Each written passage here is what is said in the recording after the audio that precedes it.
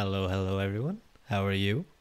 I hope you've all been well. Apologies as always for the initial ads. They it's annoying. I like to have like an hour, at least an hour uninterrupted without any like pre-rolls or anything. So I typically run them very quickly uh, at the beginning, and then just then it's a nice easy watch for everyone. It's a difficult thing to balance.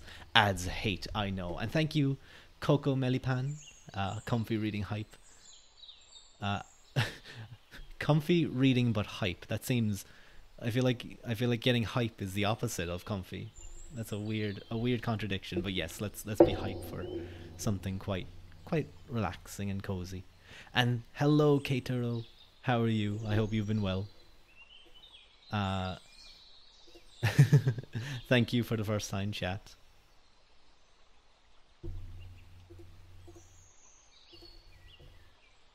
You can definitely get hyped to get comfy. Mm, mm. I'm uh, I'm definitely looking forward to heading into bed later.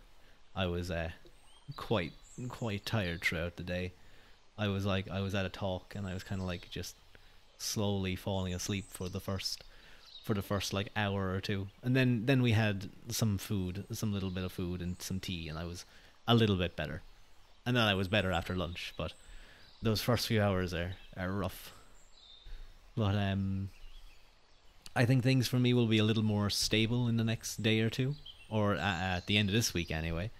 Because I won't be traveling all the time, so I'll be able to stream properly and not from this old laptop where I have to stream at like what? It's not even like 720p. It's like 500 or something.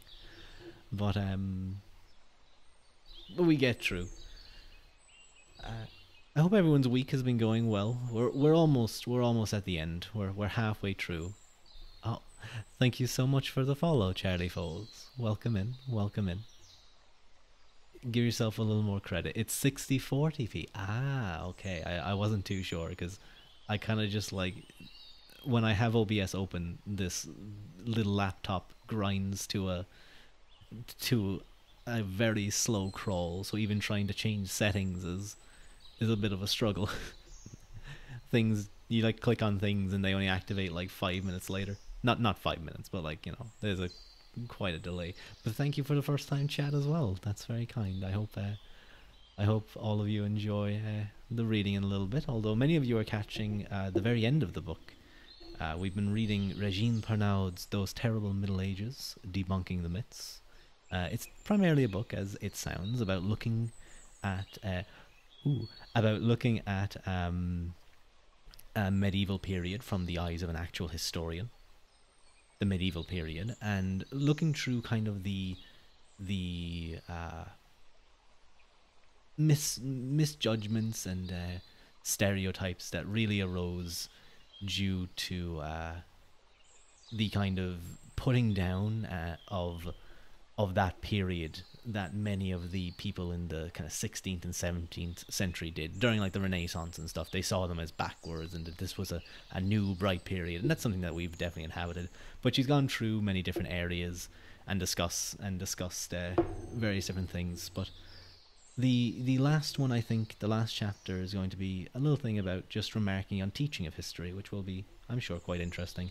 Now, this book was written in the 70s, but hello, Dance again. How are you? So, for those of you who may not know, Dance is the artist that did this little PNG. Technically, this wasn't even meant to be a PNG; it was just a little sketch. But I kind of got impatient. I wanted to stream. Um, so he's the one who made me a very cool guy. But in all honesty, I can't thank Dance enough. Um, from the beginning, when this form of me was just thoughts in my brain, he helped me get a very basic sketch down, and also assisted me in really kind of detailing and getting into a better idea of how I wanted to develop my idea. So he's helped me a lot, and he's given me a little nade pat. Uh, I haven't been able to catch nade in so long. I've been so busy. Hopefully I can catch you soon. just with everything going on. Excited for the real model. It's looking pretty good. Although I was chatting to some VTuber friends recently, and they were like, "Oh, the people, the guys and gals who really love cute guys, they're gonna love you." And I was like, I realize it's a little bit it is a little bit pretty of a model, but I'm sure it'll turn out great, honestly. And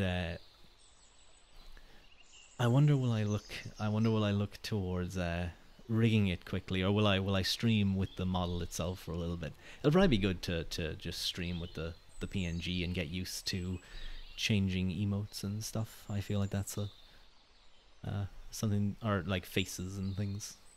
I should have a couple of emotions and stuff coming along with it, so that'll be fun. Don't you stare at me. Don't you stare at me dance like that. You'll be oohing me soon enough.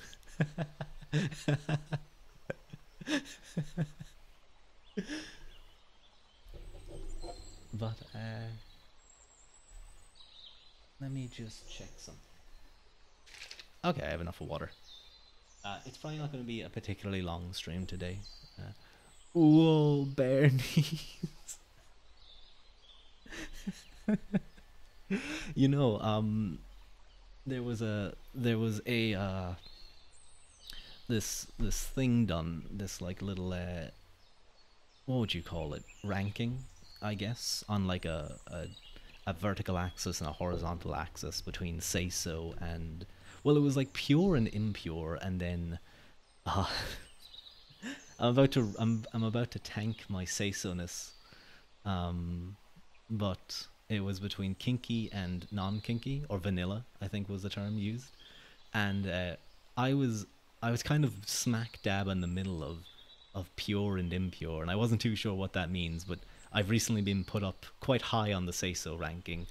But on kinky, I was literally right down as and kinky was the bottom of the vertical axis. I was as low down as you could possibly be, and I couldn't understand it for the life of me. For the life of me. Anyone who's watched my streams, I don't even understand how one could get that insinuation, unless it's like, oh, behind his demeanor is something much more serious. Uh, but I was saying that, like, look, I know my tunic is a little high at the knees, but that doesn't give them the right to place me where they did. But yes, I will have bare knees. Um, I'm hoping it'll look great. Honestly, I think it will. It'll look so good. I'm so excited to get it. Even though I know my mom is so busy herself with other commissions and stuff. But it's getting along. It's getting along. It's going well.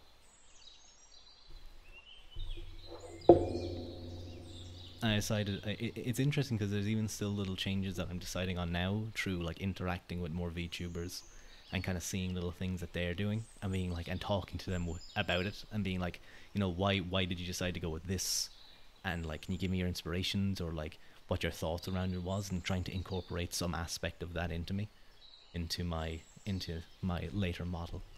But I think it will look really nice.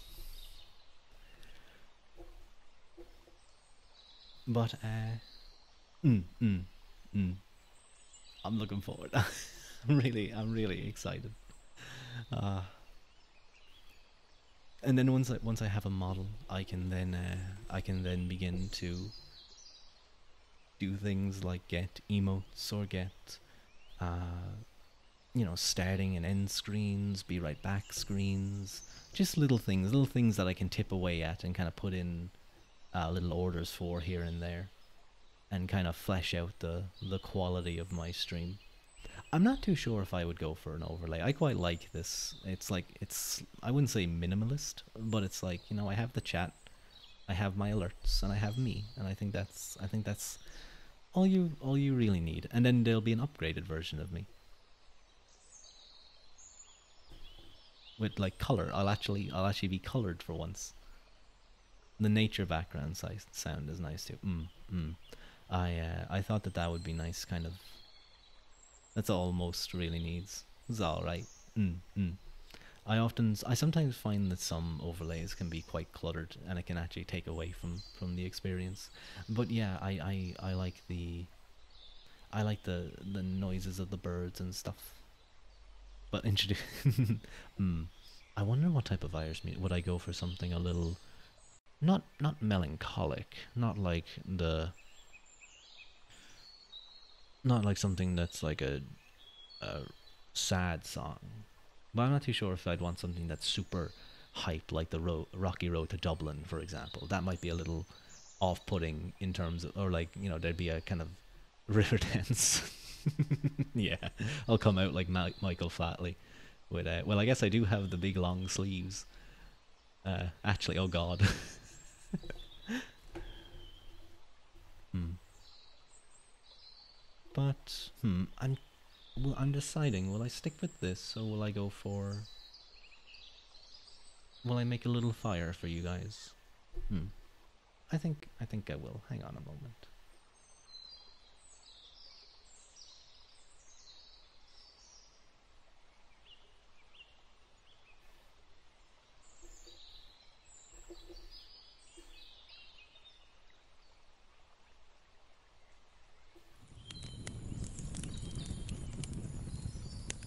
There we go. Wait, are my forest sounds working? Oh, I think they are. Yeah, now it's nice and cozy. Let me just make sure, because I was having some issue getting the fire to play. Having to set everything up again. Ah, that's nice. Yeah, I like this. You're not allowed to cuddle up with me though, you have to stay over there. But I think I've chatted enough. We're about 20 minutes into the stream, well 15 if you count the ads. Ugh, ads hate. But I think we should begin. Go get cozy, grab a cup of tea or something. And I hope you enjoy. Chapter 9. Simple remarks on the teachings of history. On the teaching of history. Some recent, very recent, provisions seem as if they will provide a somewhat more important place than in the past for the human sciences in the education of children. The historian can only applaud this, and the educator even more.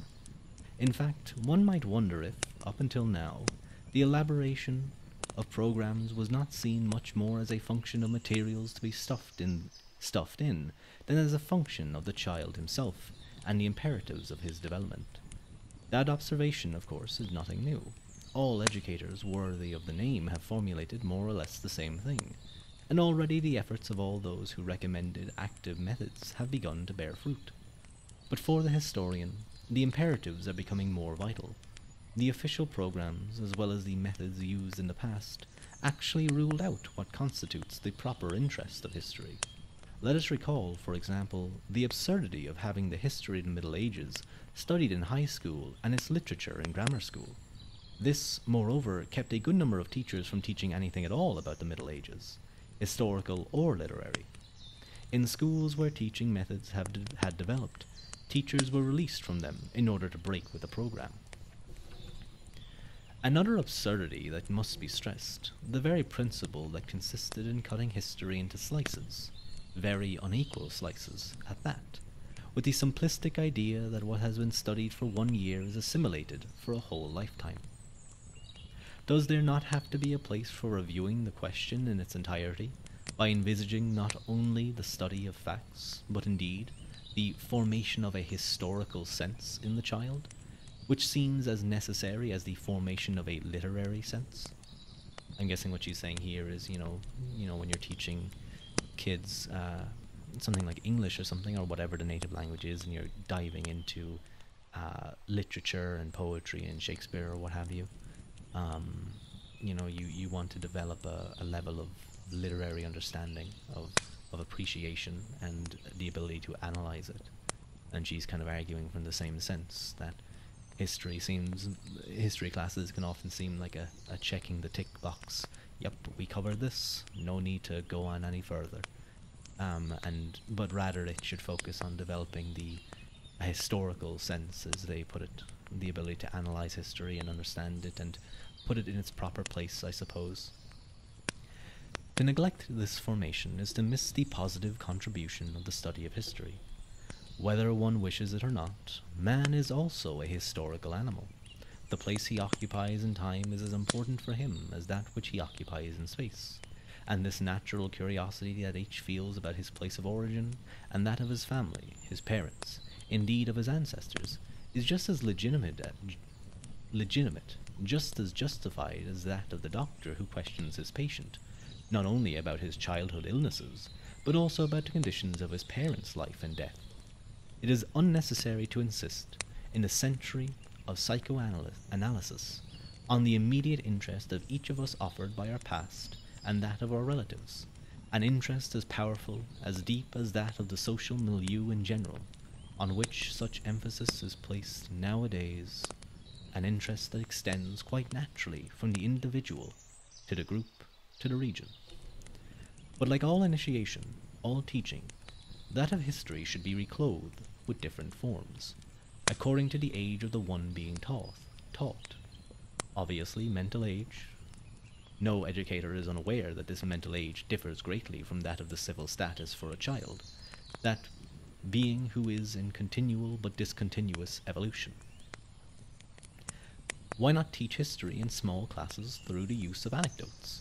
Solely through anecdotes, destined to leave great names in the memory and unimaginable facts to the imagination, as only history can furnish, well beyond any fictitious legend, and do so, of course, without any concern for chronology. Anyone knows that up until the age of 9 or 10, even later for many children, succession in time means nothing. It is thus completely useless up until that age to encumber the memory with dates, quite as useless as to persist, as was done for a long time, in making it do analyses at a stage when the intelligence is precisely incapable of analyzing. On the other hand, there is not a child, no matter how young, who does not love stories, especially when they are true. Now, at an age when what is recounted takes root for the whole of one's life, it would be of first importance to fill the minds with a historical repertory whose human interest is inexhaustible. A little later, around 9 to 12 years old, any educator can greatly stimulate the social sense that is awakening, and also show his students how to see what surrounds us by having recourse to local history. The study of history could then be mixed with that of the environment. This is, moreover, what the masters, formed in active methods, have long called the study of the milieu. In order for this to be done well, it demands a reference to history, and also some explorations that could be extremely beneficial. Visits to museums, of course, but also to archives, even if merely those of the town mayor, as well as the study of land registers, of the civil state, of the census. Finally, the study of the monuments of the past. And what region of France is without them? Of people and events that have marked the locality, eventually of excavations that might exist nearby. All that should be the subject matter of a history course, and would obviously be more educational than having to learn a textbook summary. Finally, when the possibility of analysis and abstraction arrives, one could tackle visions of history that are at once more general and much more precise through subjects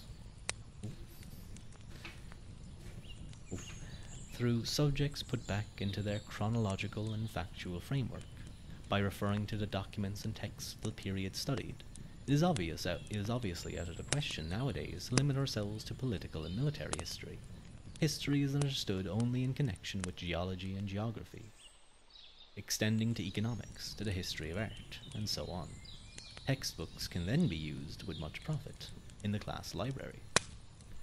In addition, more generally, it is possible to conduct a serious study in any domain. In addition, more generally, is it possible to conduct a serious study in any domain without first having sketched, at least summarily, the history of the material studied? How can anyone be interested in history at a time when men are walking on the moon? Said someone one day. The answer is easy. What was the first act accomplished by man once was on the moon? He bent down to pick up a rock. The gesture of the archaeologist. The first reflex of the first astronaut was also that which brings out the very material of history. Nothing is more natural. History is life. Beyond any definitions or abstractions, man is expressed by his history, and if a rock can have so much interest for him, it is because it is, literally, a sign of life. The Cartesian tabula rasa is perhaps the greatest philosophical lie of all time. Ooh, I get to flex. Well, I get to talk a little for a moment. Essentially, the tabula rasa, if I remember correctly, is essentially the concept of the blank slate. I'm going to look it up quickly just to make sure I may be the blank slate. I'm almost certain. Tabula rasa. Yeah. So essentially, it's the concept that when people are born, they are essentially born empty, without any sort of knowledge of anything, and it's only through. So, for example, for empiricists, it would only be through empirical knowledge that you gain any sort of knowledge in that sense. Only through perceptions, through sensory experiences, and it's kind of one of the primary hinges. Like people like David Hume, I think, was a primary blank slatist, I guess you could call it. And of course it goes into topics like nature versus nurture, but that's a little outside the realm of what we're going to talk about, I think. It is any case the one whose application weighs most heavily on our own time. The idea of wiping the slate clean, of starting from scratch, always constitutes a seductive temptation, but is precisely an impossible enterprise. It is impossible except in a totally arbitrary view of the mind, taking no account of concrete realities, because everything that constitutes a life is given, transmitted. One never starts from zero. Freud would serve to demonstrate this, if any such demonstration were necessary. Or again, in simpler terms, that text from Genesis which shows us each fruit carrying its seed, which denied in advance any spontaneous generation. It is striking to think that every time it has been transposed into facts, the temptation to start from zero has ended in death, in multiple deaths and destruction, and in all domains. In the wish to make a clean slate, how many times have we stupidly destroyed what might have been a support, a foundation stone? But it will perhaps be given to our era to rediscover the importance of tradition, which is a living given, susceptible, like all life, to growth, to acquisition, to enrichment from new contributions. This could be done by rediscovering the importance of history, which is the search for actual experience, the actual experience on the basis of which we lead our own life. Oh, hello, Buncombe. Welcome in. You don't have to hide behind a door, staring at all of us like some little creep. You can come in, you can get cozy. I love those little emotes. My favorite one is, please let me actually use it, because half of my, yes, this one, is the one from Astria Illumi. Or Illumina. Astria Illumi, yeah, that's it. It's probably my go-to, like, hello emote. It's very, very cute.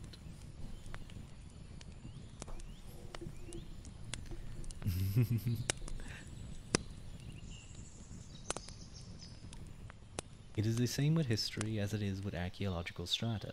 There is always an underlying layer, and when one reaches virgin soil, the archaeologist cedes the field to the geologist, who in turn retraces the history of this soil. History is life, precisely because it includes in it a given, something that pre-exists our concepts, our prejudices, and our systems. The coin bearing some particular head and found at some determined place. The conclusion drawn from it can be erroneous, but the fact, the coin indicating some particular date, found in a particular place, does not depend on us. We must accept it, as we must accept that a particular manuscript was written at a particular date, and the order of some particular persons, as long as the critical arsenal has been correctly put to work in establishing it. It is true that a fashionable doctrine would like to convince me that I read in the texts what I really want to read in them. This is sometimes true. I am thinking of that writer who, in order to prove that Joan of Arc was really the bastard of Orleans, omitted in one quotation the 4 lines that contradicted his assertion. I may fall asleep. I apologize in advance. That's absolutely fine, Dance. If you end up falling asleep to me reading, I would consider that a very good success. Either through the sound of my voice being relaxing, or just falling asleep because it's very boring. Either way, it's a success. It is surely not necessary to stress that this is not history. History is an ascesis. I'm going to look that word up, because ascesis, I'm not familiar with it. Ascesis. Oh, it's giving it to me in Spanish for some reason. I can't imagine that's what... Did I spell it correctly?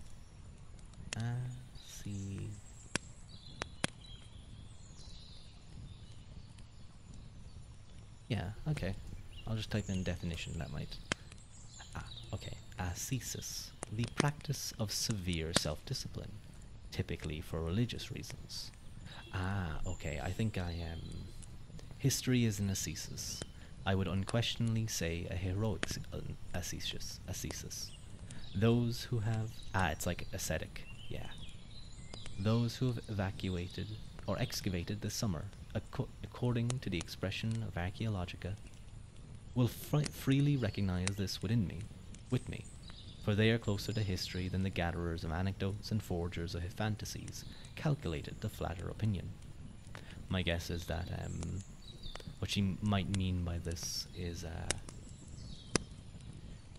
you know, historians, when they're dealing with things, must do their best to essentially be unbiased and not allow their conclusions, or even their hope for certain conclusions, or the revealing of some particular evidence, to sway them into being too quick to judge. Sort of like really considering their work as a science and making sure to. Oh. I just read what she says in the next line. I hope your voice is very nice for reading indeed, but it's also 1 a.m. That's that's okay.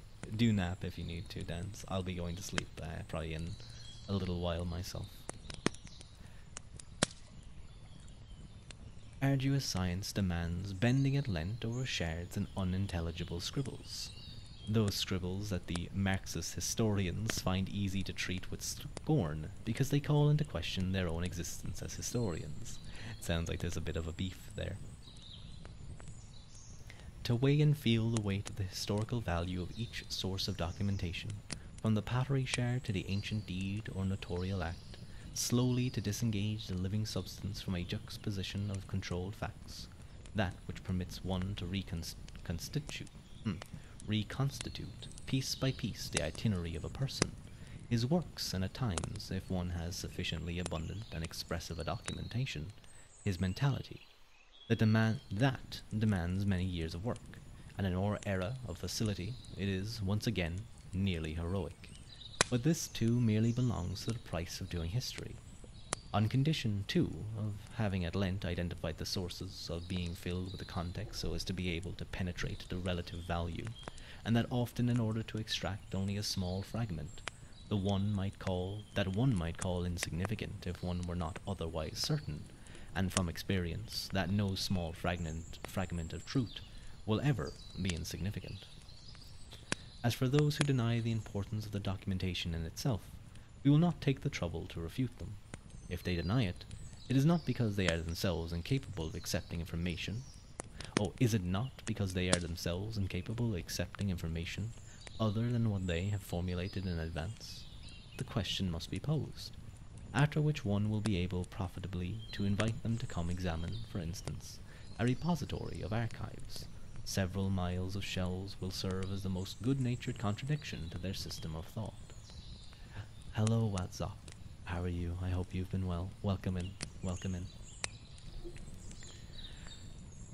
The given of history is there, but it requires, of course, much time, work, and respect to explore it and to uncover, subsequently, the substance of it. It is perfectly understandable that some prefer to escape it through scorn. It is infinitely easier to develop ideas. Only ignorance of the document permits the development of ideas in complete serenity, in order to draw from them historico-sociological systems satisfying for the mind. What is fruitful in historical research is, on the contrary, that obstacle, or rather those perpetually encountered obstacles that conflict with our prejudices and lead us to modify our biases. A starting bias is, of course, stimulating, but one must know how to resign oneself to abandoning it every time the document dictates it. History obliges respect, a bit like medicine or education. In short, everything concerning man. Otherwise one has soon deviated from, taken away from the internal demands of the adopted discipline. It's a weird place to put a comma, messes up the flow. You're good. That's nice to hear, Ruadh. I'm quite well. I'm feeling a little tired halfway through the week, but we get through. One ceases to be a historian when one neglects or mutilates a document, just as one ceases to be a doctor when one scorns or underestimates the result of an analysis or examination, or just as one ceases to be an educator when one encroaches on the personality of the person one is charged with teaching. That is perhaps the principal interest of this formulation of the historical sense, that is so desirable in the matter of education. At the time when the adolescent is seeking the other, and is being formed with respect to the other, there would be nothing more fruitful for him than this encounter with what has preceded him in time, and which is, once again, as close to him, as necessary as what surrounds him in space. It is probably due to the lack of this twofold dimension, time as well as space, that so many minds remained atrophied, formed in a unilateral, summary, simplistic fashion. The study of history brings to youth the experience that is lacking to it. It can help the adolescent to overcome his most usual temptation, to be exclusive, to condemn in advance some particular tendency, person or group, to have a vision of the universe limited only to his own vision. And if only this were a matter merely of adolescence. At the age when it is important to confront the values received, those of his surroundings, childhood, family, and social milieu, with his own personality, the study of history would enlarge the field of this investigation, and would furnish the dimensions impossible to acquire otherwise.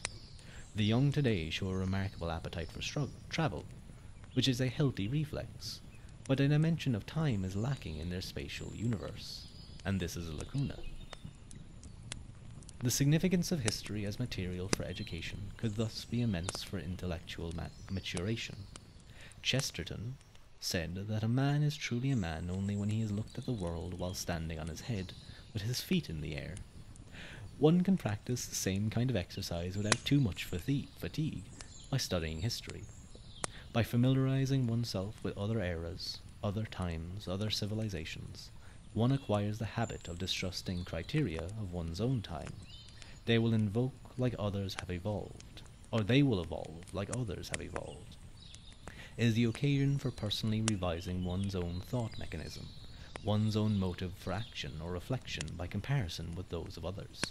There is in that enlargement of the familiar horizon that can be extremely beneficial, on condition, of course, that it is a matter of true history, and not simply of the fabricated judgments distributed so generously in teaching.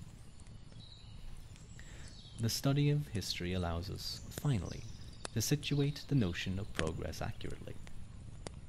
We generally have a very elementary idea of progress, and this is going back to this idea particularly that arose kind of around the Renaissance period, more the scientific revolution, and the philosophical ideas that were coming around there, and especially even today, of this idea of continuous progress. Well, yes, we might have scientific progress. One of the things is like this idea, maybe that.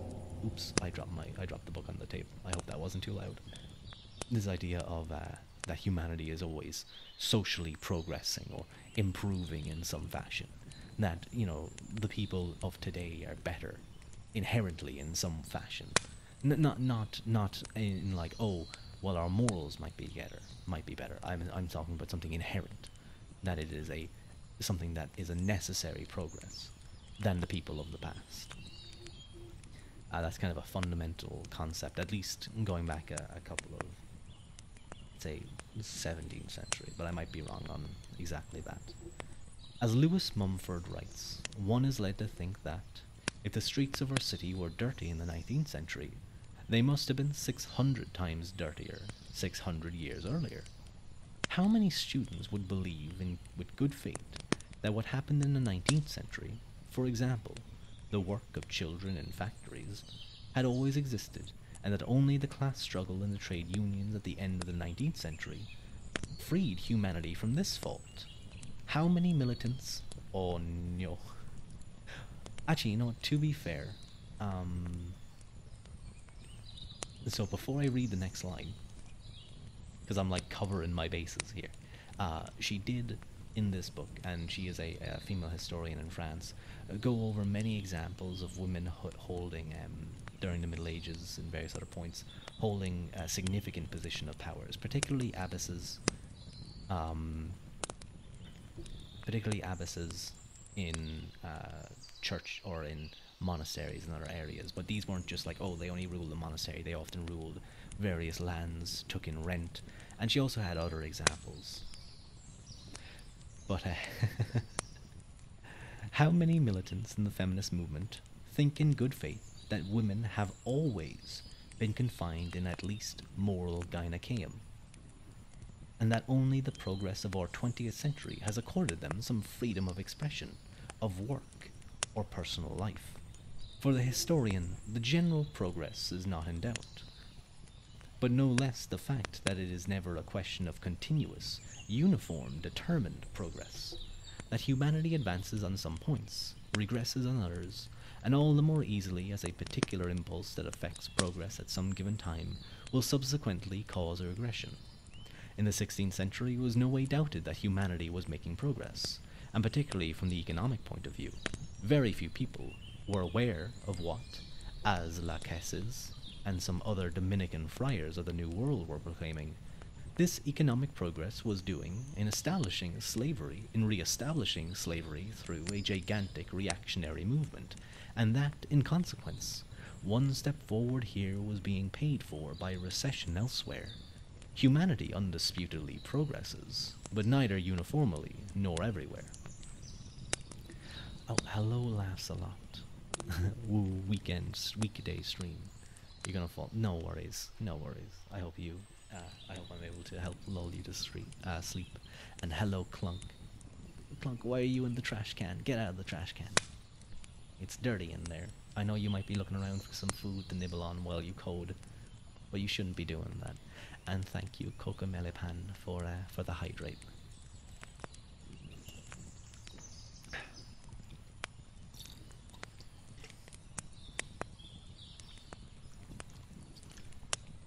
It's actually surprising. Sometimes you don't realize how much you need a drink until you do actually. Like when you're reading out loud, you don't realize how much you need it until you actually get it. But thank you for that. Finally, outside even questions of education, where its role should be capital, where it should even serve as a structure for all teaching, there is a general profit in history. We are far from any idea of an eternal beginning, or even of very artificial, subjective, and arbitrary comparisons between one period and another. Farther still from thinking that history might bring a solution to the problems of the day. If one can draw any conclusion from the study of history, it is, on the contrary, the solution of yesterday is never that of the day. That the armed pilgrimage that we call the Crusades was well and truly, whether one likes it or not, the indispensable solution at the end of the 11th century for coming to the aid of the holy places and the Near East in general. But already this was no longer the solution called for at the beginning of the 13th century, and even less this at the end of that same 13th century. And it is striking to note that no attention was given by the powers of that time to someone like Raymond Lull, who was indicating the solution of the day when, in the West, the popes, emperors, and kings unflaggingly went back to the solution of the prior age. And there's a note here. Raymond Lull, that genius, I have no idea who this is, my apologies, poet and prophet, had advocated another type of expedition into the land of Islam. Doctors, nurses, and also preachers capable of expressing themselves in the language of the Saracens. He was at the origin of the creation of the Colleges of Oriental Languages, the first of which proposed at the time of the Council of Vienne in 1312. So essentially a form of, well, I suppose proselytation. I feel like I'm missing like a letter in that word, saying it.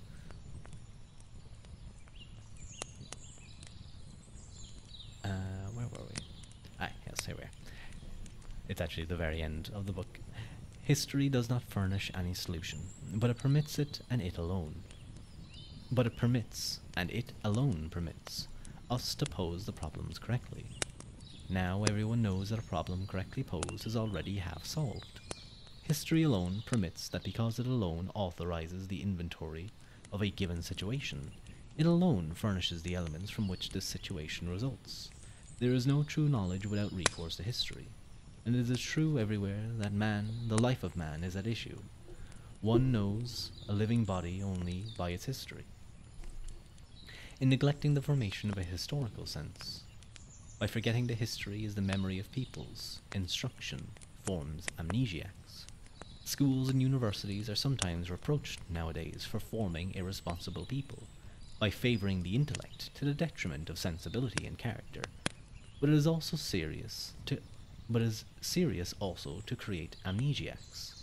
The amnesiac is no more a complete person than an irresponsible person is. Neither one enjoys the full exercise of his faculties, which alone allow man true freedom, without endangering himself or his peers.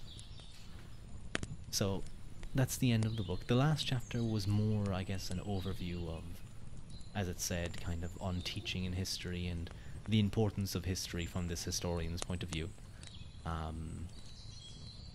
But I hope those of you who caught more of the book and were able to get the parts where she specifically referenced various things and walked us through many of the myths that surround the Middle Ages, that you enjoyed the book.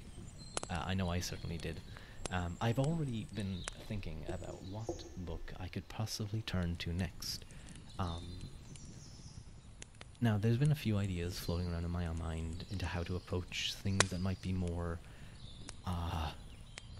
difficult from a philosophical point of view, because I feel like just reading some of these books that I have and that I've read through will one, take very long, and two, will often require explanations as I go through. Like, it would probably take many streams to finish some of them. So I was thinking, would it be possible if I maybe took more of an overview of like various topics and just kind of discussed sort of like a summary of the book, I guess, but like the topic that the book deals with and maybe whatever philosophical position it takes, and just talk it through and give the arguments or whatever and the counter arguments. I do have one though that I would like to actually read because it's a very well written book and not necessarily philosophically simple. It actually does take time to, you do need to really think on certain things, or at least pay attention, which may not be very good, but if people just want to listen and fall asleep, that's fine too. But it is a book on the philosophy of mind, and it's by a man by the name of Edward Fesser, who is a scholastic kind of Thomas Aquinas perspective. But he does, in my opinion anyway, give a relatively fair, although he does offer a clear personal preference if given the choice between solely Cartesian dualism and materialistic conception of the mind. Um, Leaning towards Cartesian dualism, although at the end of the book he does offer the scholastic Aquinas account of what mind is. But he takes us primarily from Descartes through the various developments and responses to those developments that both sides have given, taking us through things like philosophical zombies, the Chinese rune test, the Chinese population, or sorry, I should say thought experiment, the Chinese population thought experiment, which is a little bit more wacky, and I don't know why they always go back to Chinese things. It just seems to be a thing that they do. It talks about qualia, it talks about things like behavioralism, epiphenomenalism, obviously Cartesian dualism and Rousseau, or not Rousseau, Descartes and the ideas surrounding there. And it's a very interesting book, and what's so nice about it, it's relatively short. It's well written in relatively simple language. Of course, I do my best to keep track of certain terminology so that I could reference back to things. Or I just quickly flick back or search it up so that I could give a quick explanation. But I think it would be a really, really nice book to read that would kind of be a nice, as it is meant to be, an introduction to philosophy of mind in this case. But just a good introduction to something that would be a little bit more on the difficult end. And honestly, I recently read it myself. I only finished it, I think, maybe a couple of weeks ago. And for me, if I hardly ever reread books, but I really want to reread this one again because I feel like there was so much in it that I didn't get to take in a whole lot. So I think that would be a very good thing for me to reread it, because it was really my first introduction to a proper book on the philosophy of mind. I mean, I've obviously come across various topics before, just from other readings, but it would be good to try and really hammer home the knowledge in that book. And of course then I can once I have that good proper basis established, I can go off and read other books on it and actually not pretend like I know what I'm reading about. But yeah, I think that seems like a pretty decent plan. And then for other ones, I'm thinking of doing like presentation style stuff, or maybe just like general explanations. I don't know. It'll be maybe I could take like so if I was going to do like the philosophy of mind, I could just have philosophy of mind, where we begin with what's kind of like the basic arguments of the two basic sides, very much like how Fester does it, but I would do it for whatever philosophical concept. Or I might just take something like, I don't know, change or something, and just be like, well, what's change? I don't know. We could have some fun with that. I'll try and figure out a way that I can maybe make it interesting, or at least easily followable. And of course, I'm not just going to be. I do want to extend out to either doing ASMR. I've been saying before that I want to pick up a proper condenser mic so that things can be a little bit more sensitive and I can mess around with stuff. Thank you, Lass, a lot for redeeming the stretch. I was training earlier, so I am a little stiff in areas.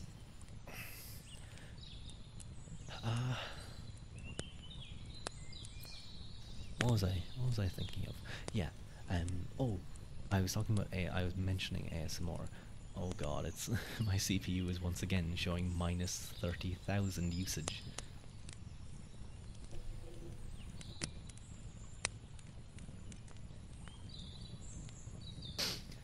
Excuse me, I had to cough a little.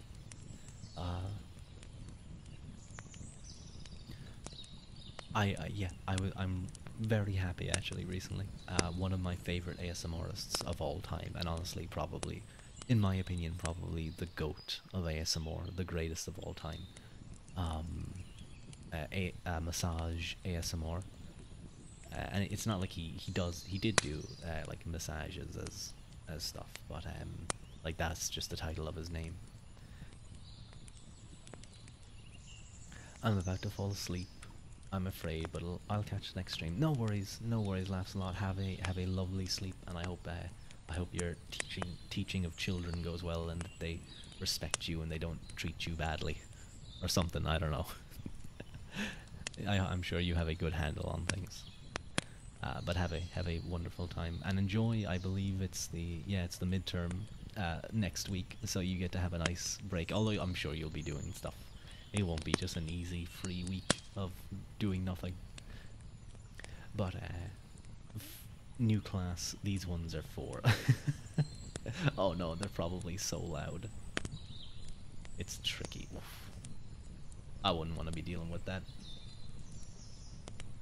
But the week, even relatively off, will be nice. I'm sure it will. Definitely do enjoy. Definitely enjoy. Get some nuts. I'll be trying to stream. Probably not Friday. Oh, maybe. Depends on how tired I am, because I might just get in home and go sleep. But Saturday, Sunday, and probably Monday. So I'll try and do 3 streams, and I'll try and get at the very least, I will get 2 streams. And then I'll see how other things go. What else? I'm getting sleepy now. I should probably go to bed soon enough myself. Maybe another 10-15 minutes, I think, of just chatting away.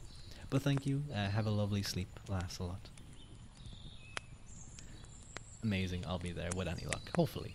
Don't feel like you have to be there, but it's always appreciated when you do pop along. You as well. Oh wait, no. Enjoy the rest is what I'll say. Not of the stream, but enjoy the rest. I just did that thing when like the server says enjoy your food and you go you too, and you stop for a second. And sometimes they take it like in stride, like they probably heard it so many times, but then other times they you can see that little half pause in their step, and then they'll continue. They're like, wait, what did he just say? It's like, it's so embarrassing. But yes, Massage ASMR has returned after like a 2-year break, and what was mad was like for like the past week or two before he came back, I've been looking at his old videos again. I was like, I really miss him. I hope he returns someday. And then he comes back and he's just as good. It's literally some of the best ASMR content you can find, just in terms of quality, in terms of, I don't know how he does it. He just knows how to make ASMR. But he is fantastic. I wouldn't be surprised, I know he's done streams on YouTube, but I could see him doing them on Twitch and like just absolutely doing amazing.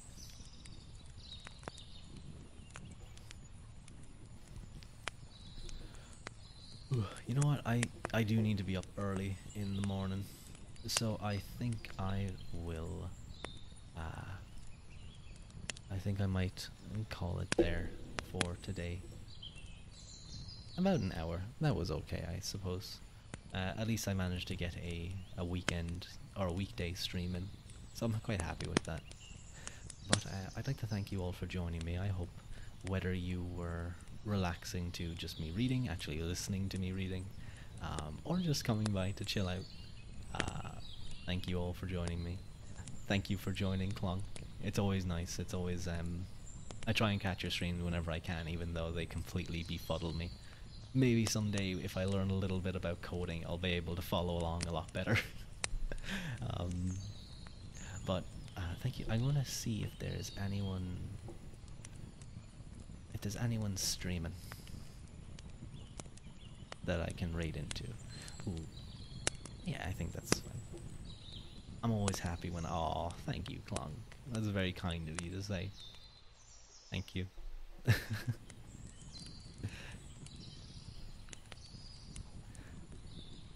Let's see here. Will we?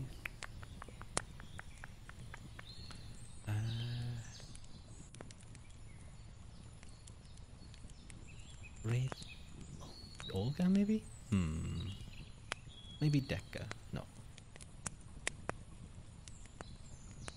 You know what? I think I'm kind of rushing. Well, not rushing, but I'm sleepy. I'm not gonna like go through and analyze stuff, and it's taking like a minute to even open up a tab. So I'm gonna head off. Thank you guys. Slán go fóill, go raibh míle maithagath. I will see you guys again.